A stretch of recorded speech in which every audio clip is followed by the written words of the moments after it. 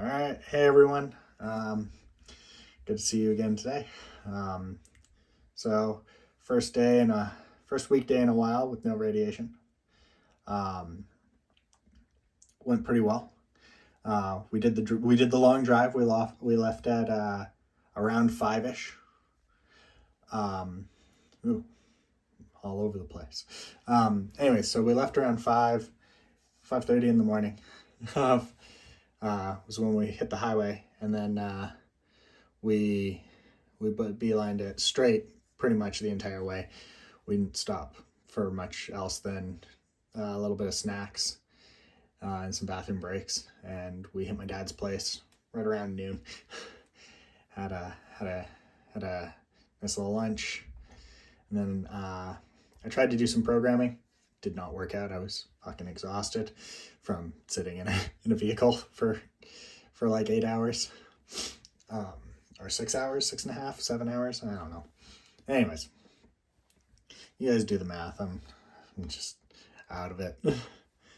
I did some leather working today. I made this, which is like one of those things that you put on your bread, because in Canada, or at least in my area of Canada, we've switched these over to paper ones or cardboard ones, and they're terrible.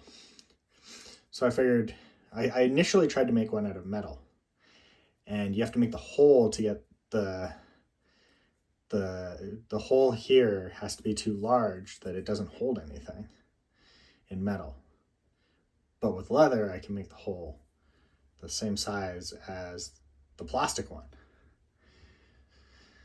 So that allows me to actually hold shit. It looks not great, but I think I did a pretty good job. It was my first attempt at gluing leather.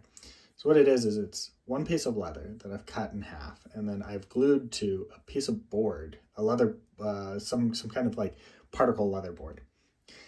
And I used a non-toxic water-based contact cement.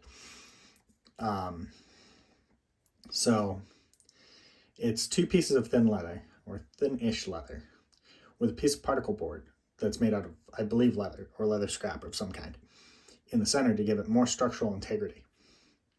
And then I did my best. I did my best to punch out that hole there. So I'm pretty happy with it so far.